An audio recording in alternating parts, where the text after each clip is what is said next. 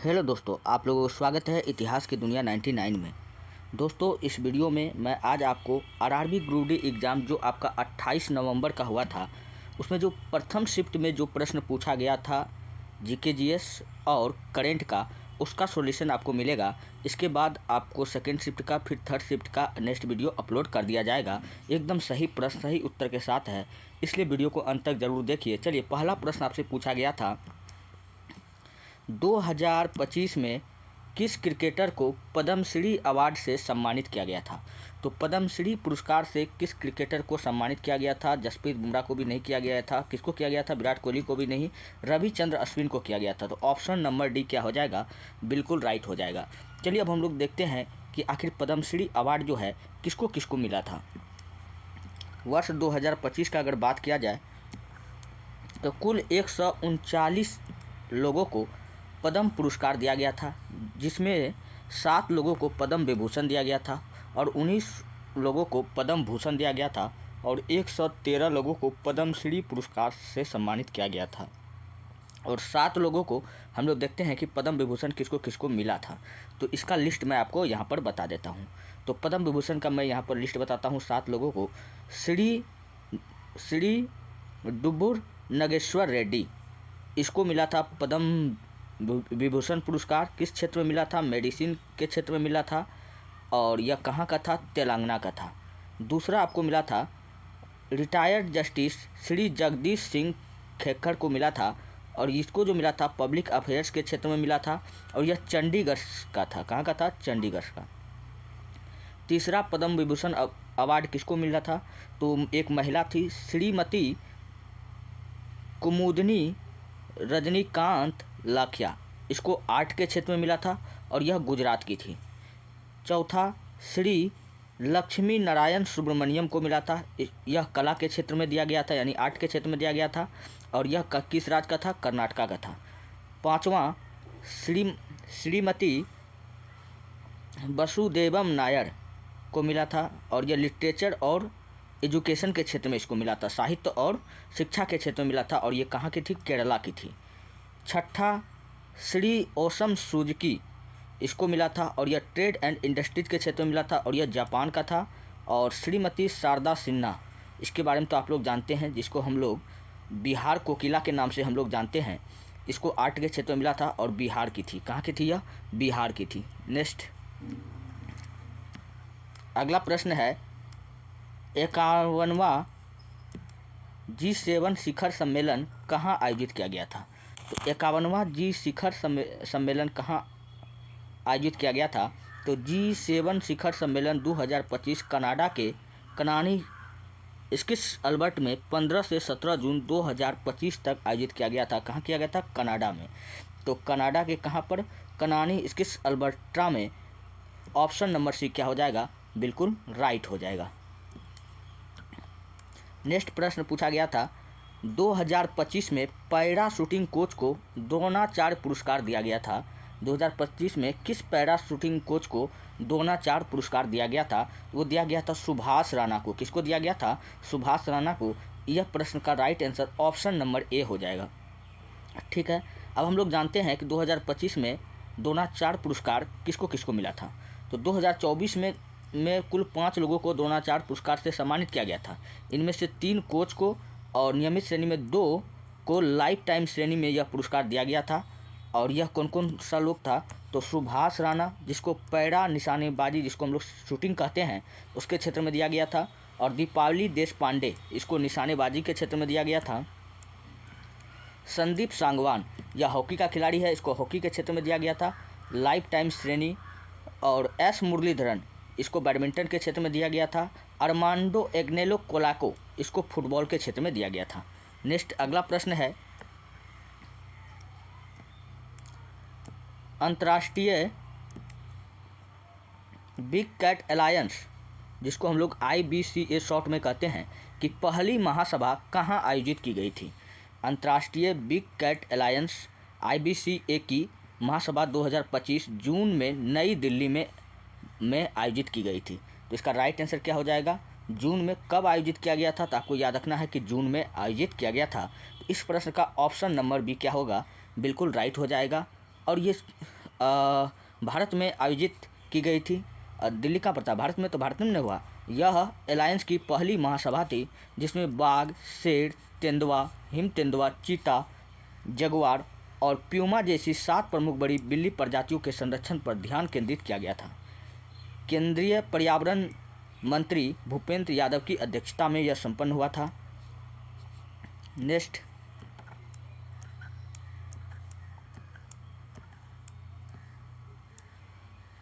दो 2025 Australian open में महिला एकल मैच में किसने किसको हराया था?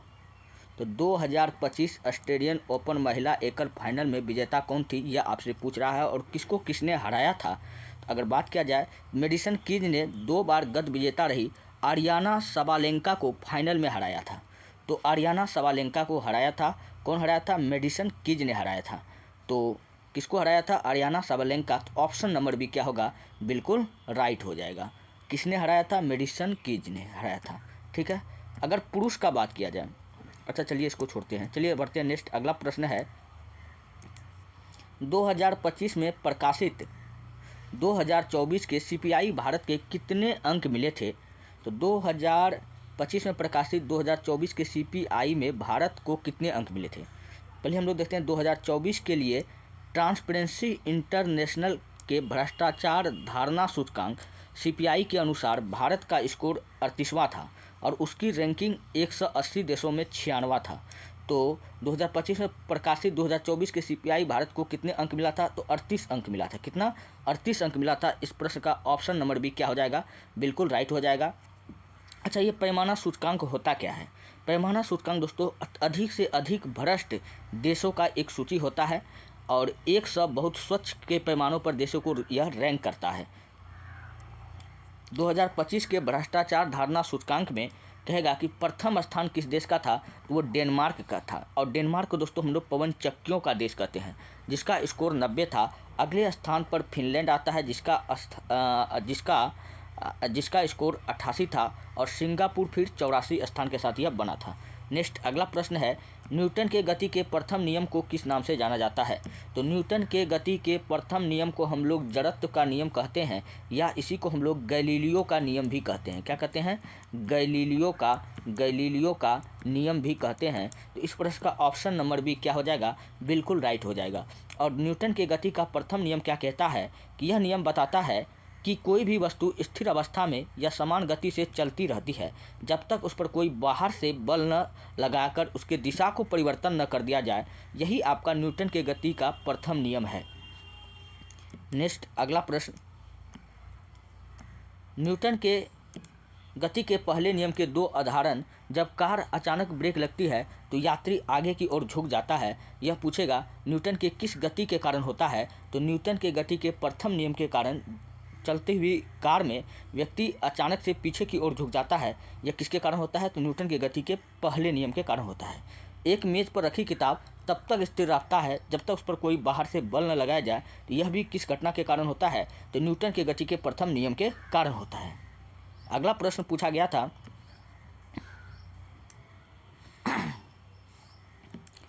प्रतिरोधकता किसके साथ बढ़ती है? दोस्तों प्रतिरोधकता किसके साथ बढ़ती है? तापमान में वृद्धि के कारण बढ़ती है, या अनुप्रस्थ परिच्छेद के क्षेत्रफल में वृद्धि के कारण बढ़ती है, या तापमान में कमी के कारण बढ़ती है, या लंबाई में कमी के कारण बढ़ती है? दोस्तों प्रतिरोधकता जो होती है तापमान में वृद्धि के कारण बढ़ती है। तो ऑप्शन नंबर 1 क्या होगा? बिल्कुल राइट हो जाएगा। चलिए यहाँ पर इसका डिस्कशन हम लोग देखते हैं। प्रतिरोधकता किसी पदार्थ का एक आंतरिक गुण है। धातुओं में जैसे जैसे तापमान बढ़ता है वैसे वैसे परमाणु के कंपन बढ़ जाता है। इससे इलेक्ट्रॉन की प्रवाह में रुकावट बढ़ती है, परिणाम स्वरूप प्रतिरोधकता बढ़ जाती है।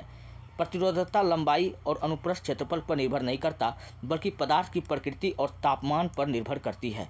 इसलिए सही उत्तर इस प्रश्न का क्या हो जाएगा? तापमान में वृद्धि, जो आपका ऑप्शन नंबर ए में है। ठीक है। अच्छा, प्रतिरोधकता का ऐसा ही मात्रक पूछेगा क्या होता है? तो प्रतिरोध का होता है ओम, प्रतिरोधकता का होता है ओम मीटर। क्या होता है? इसको ओम बोलते हैं। तो ओम मीटर किसका होता है? प्रतिरोधकता का ऐसा ही मात्रक होता है। नेक्स्ट, रदरफोर्ड का अल्फा कण का प्रकीर्णन का प्रयोग किसके खोज के लिए उत्तरदायी था? दोस्तों रदरफोर्ड ने रदरफोर्ड ने दोस्तों नाभिक का खोज किया था। किसका खोज किया था? परमाणु के भीतर इन्होंने पहली बार बताया कि नाभिक होता है। तो इस प्रश्न का ऑप्शन नंबर बी क्या हो जाएगा? बिल्कुल राइट हो जाएगा। इस प्रयोग करने के लिए रदरफोर्ड ने क्या किया था? एक पतला अल्फा कण से प्रहार करवाया था एक चांदी के पतला टुकड़े पर, सोने के पतला टुकड़े पर। तो यहाँ हम लोग पढ़ते हैं रदरफोर्ड ने अल्फा कणों का प्रयोग करके परमाणु के नाभिक की खोज की थी। उनके सोने की एक पन्नी प्रकीर्णन प्रयोग ने दिखाया कि परमाणु का लगभग सारा द्रव्यमान और धनात्मक आवेश बहुत छोटे घने केंद्र में केंद्रित होता है, जिसे उन्होंने नाभिक कहा जाता है। परमाणु वह कण होता है जिसका खंड या टुकड़ा नहीं किया जा सकता है। वह सबसे सूक्ष्मतम कण जो होता है, किसी भी पदार्थ का सबसे सूक्ष्मतम कण जो होता है वो क्या होता है? परमाणु होता है। नेक्स्ट अगला,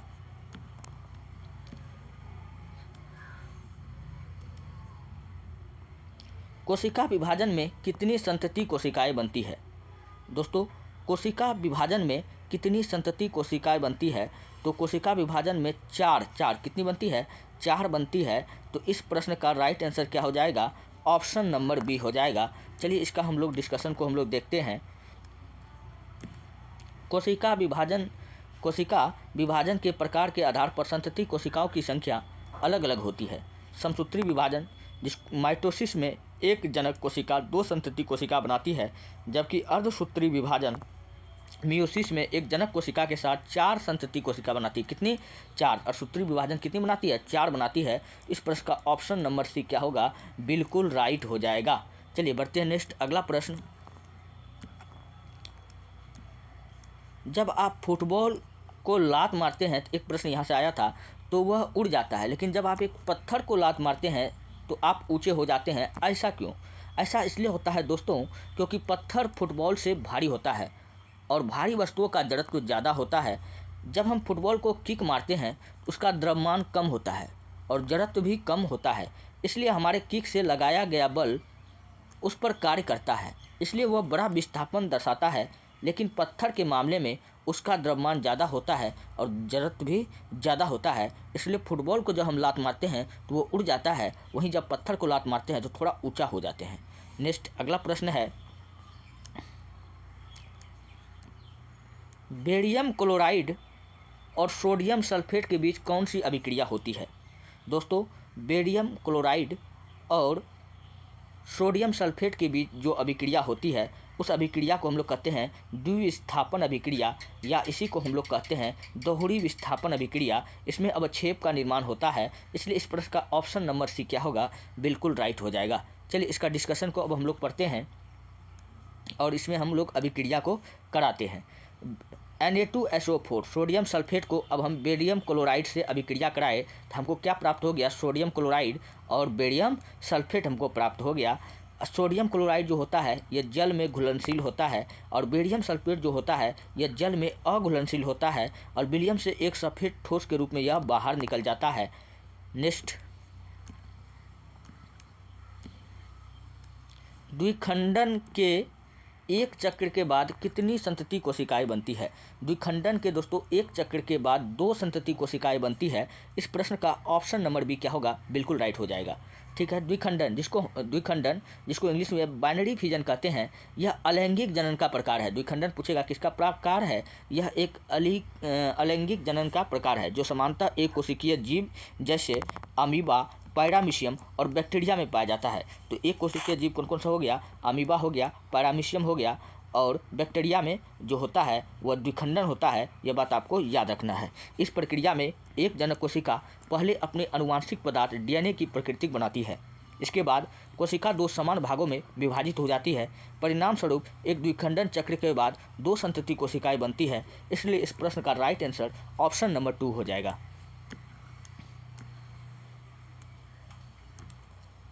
सोना, चांदी और प्लेटिनियम प्रकृति में किस अवस्था में पाई जाती है? तो सोना, चांदी, प्लेटिनियम ये सब एक क्या है? ये सब एक धातु है जो मुक्त अवस्था में पाई जाती है। तो ऑप्शन नंबर बी क्या हो जाएगा? बिल्कुल राइट हो जाएगा। ऐसा इसलिए होता है क्योंकि यह धातुएं रासायनिक रूप से बहुत कम प्रतिक्रियाशील है और हवा, पानी या अन्य रसायन के साथ आसानी से प्रतिक्रिया नहीं करती, जिससे वे अपने शुद्ध मौलिक रूप में बनी रहती है। तो ऑप्शन नंबर बी क्या होगा? बिल्कुल राइट हो जाएगा। मुक्त अवस्था इसका राइट आंसर होगा। नेक्स्ट, फुल फॉर्म पूछा गया था आपसे। रिम्स का फुल फॉर्म इन साइंस इसका पूछा गया था, क्या होगा? रिम्स का आर से रेगुलेटरी, आई से इंफॉर्मेशन, एम से मैनेजमेंट, एस से सिस्टम। रिम्स का फुल फॉर्म पूछा गया था, तो इसका राइट आंसर क्या हो जाएगा? रेगुलेटरी इंफॉर्मेशन मैनेजमेंट सिस्टम हो जाएगा। नेक्स्ट अगला प्रश्न आपके सामने में है, पौधे में सूजन आती है, पौधे में सूजन आती है जिससे आकार में परिवर्तन होता है, यह किसके कारण होता है? दोस्तों, पौधे में जो सूजन आती है तो उसका आकार में परिवर्तन हो जाता है, यह इसलिए होता है क्योंकि इसमें जो होता है प्रासरण होता है। तो ऑप्शन नंबर बी क्या होगा? बिल्कुल राइट हो जाएगा। चलिए यहाँ हम लोग पढ़ते हैं, पौधे की कोशिकाएं में जब प्रासरण के द्वारा पानी प्रवेश करता है, कोशिका फूल जाती है। इस अवस्था को तुगौर अवस्था कहते हैं। तुगौर दबाव के कारण पौधे में सीधे और दृढ़ रहते हैं तथा आकार में परिवर्तन दिखाई देता है। प्रासरण एक ऐसी प्रक्रिया है जिसमें पानी अर्धपारगम झिल्ली के माध्यम से कम सांद्रता वाले घोल से अधिक सांद्रता वाले घोल की ओर जाता है। इसलिए पौधे में सूजन और आकार में परिवर्तन का मुख्य कारण क्या होता है? प्रासरण होता है। इसलिए इस प्रश्न का ऑप्शन नंबर बी क्या होगा? बिल्कुल राइट हो जाएगा। नेक्स्ट अगला प्रश्न है, 2025 के जुलाई में डीआरडीओ द्वारा विकसित आकाश मिसाइल का कौन सा वर्जन लद्दाख में तैनात किया गया था? तो वो किया गया था आकाश प्राइम को। तो ऑप्शन नंबर सी क्या होगा? बिल्कुल राइट हो जाएगा। तो यहाँ हम लोग पढ़ते हैं इसका डिस्कशन। जुलाई 2025 में भारतीय सेना और डीआरडीओ ने लद्दाख में उच्च ऊंचाई जिसकी भेदन क्षमता 15,000 फीट पर आकाश प्राइम वायु रक्षा प्रणाली का सफल परीक्षण किया था। तो इस प्रश्न का ऑप्शन नंबर सी क्या होगा? राइट होगा। नेक्स्ट, जब श्वेत प्रकाश प्रिज्म से होकर गुजरती है तो बैगनी यानी वॉयलेट प्रकाश के विचलन की मात्रा किस पर निर्भर करती है? यह निर्भर करता है तरंगदैर्ध्य पर। किस पर निर्भर करता है? तरंगदैर्ध्य पर करता है। चलिए इसके डिस्कशन को हम लोग देखते हैं। प्रिज्म में प्रकाश का विचलन अपवर्तनांक पर निर्भर करता है, यह बात आपको याद रखना है। अपवर्तनांक प्रकाश के तरंगदैर्ध्य के साथ बदलता है। अपवर्तनांक किसके साथ बदलता है? जैसे जैसे तरंगदैर्ध्य बदलेगा अपवर्तनांक भी बदलेगा। बैगनी प्रकाश का तरंगदैर्ध्य सबसे कम होता है, इसलिए उसके लिए अपवर्तनांक अधिक होता है और विचलन सबसे अधिक होता है। सर्वाधिक विचलन भी पूछेगा किसका होता है, तो बैगनी का होता है। ये बात आपको याद रखना है। आयाम केवल जो आयाम होता है वो केवल प्रकाश की तीव्रता चमक को प्रभावित करता है, यह विचलन को प्रभावित नहीं करता है। हाँ, ये तो बता दिए हैं। नेक्स्ट अगला प्रश्न है, पीयूष ग्रंथि से कौन सा हार्मोन निकलती है? पीयूष ग्रंथि से जो हार्मोन निकलती है, कई हार्मोन निकलती है, जिनमें से जिसको हम लोग ग्रोथ हार्मोन कहते हैं या वृद्धि हार्मोन कहते हैं। प्रोलैक्टिन हार्मोन हो गया, ऑक्सीटोसिन हो गया, ये सब हार्मोन पीयूष ग्रंथि से निकलता है। अच्छा, ऑक्सीटोसिन को हम लोग बर्थ हार्मोन कहते हैं। क्या कहते हैं? बर्थ हार्मोन कहेगा कि हम लोग किसको कहते हैं, तो ऑक्सीटोसिन हार्मोन को कहते हैं। प्रोलैक्टिन को हम लोग क्या कहते हैं? प्रोलैक्टिन को दुग्ध स्रावक हार्मोन कहते हैं। दुग्ध स्रावक हार्मोन कहेगा किसको कहते हैं, तो प्रोलैक्टिन को कहते हैं। नेक्स्ट अगला, यदि निषेचन के पहले वर्तिकाग्र जो कि वर्तिका स्टाइल के शीर्ष पर होता है उसको हटा दिया जाए तो क्या होगा? निषेचन के पहले वर्तिकाग्र जो कि वर्तिकाग्र के शीर्ष पर होता है उसको हटा देंगे तो क्या प्रभाव देखने को मिलेगा? उसको हटाने पर हमको जो प्रभाव मिलेगा वो क्या मिलेगा कि वर्तिका फूल का वह भाग है जिस पर परागकण पहुंचकर चिपकते हैं। यही से परागकण अंकुरित होकर परागनली बनाते हैं जो वर्तिकाग्र से होते हुए अंडाशय तक पहुंच जाती है। यदि निषेचन से पहले वर्तिकाग्र हटा दिया जाए तो क्या होगा? वो होगा परागकण चिपक नहीं पाएंगे। क्या हो जाएगा? परागकण चिपक नहीं पाएंगे और परागकण अंकुरित नहीं हो पाएंगे और परागनली नहीं बनेगा। परिणाम स्वरूप निषेचन संभव नहीं हो पाएगा। तो निषेचन समान रूप से हो जाएगा नहीं, संभव नहीं हो पाएगा। ऑप्शन में कहाँ दिख रहा है? तो ऑप्शन नंबर में हम लोग देखिए कहाँ दिख रहा है, निषेचन नहीं हो पाएगा, परागकण अंकुरित नहीं हो पाएगा। तो ऑप्शन नंबर सी क्या होगा? बिल्कुल राइट हो जाएगा। नेक्स्ट, जब प्रतिरोध बढ़ता है तो निम्नलिखित में क्या होता है? प्रतिरोध बढ़ता है तो तापमान में भी वृद्धि होता है। प्रतिरोध बढ़ता है तो तापमान भी बढ़ता है, ये बात आपको याद रखना है। तो ऑप्शन नंबर ए क्या हो जाएगा? बिल्कुल राइट हो जाएगा। प्रतिरोध का मात्रक क्या होता है? ओम होता है। अगला, कमजोर क्षार और परवल क्षार से बने विलयन का पीएच मान क्या होगा? उसका जो पीएच मान होगा 7 से कम होगा। क्या होगा? 7 से कम होगा, तो less than 7, option number B क्या होगा? बिल्कुल राइट हो जाएगा। जो अम्ल होता है उसका पीएच मान 7 होता है, क्षार का कितना होता है? 7 से अधिक होता है, उदासीन जो होता है एक्यूरेट 7 होता है। दोस्तों ये रहा आज के प्रश्न। अगर आपको वीडियो अच्छा लगता है, हेल्पफुल लगता है, तब आप हमारे चैनल को सब्सक्राइब कीजिए और वीडियो को लाइक कीजिए, जितना हो सके अपने दोस्तों में शेयर कर दीजिए। अब इसका पार्ट 2 देखने के लिए आप लोग बना रहिए, तब तक चैनल को आप सब्सक्राइब करके रखिए। मिलते हैं नेक्स्ट वीडियो में, धन्यवाद।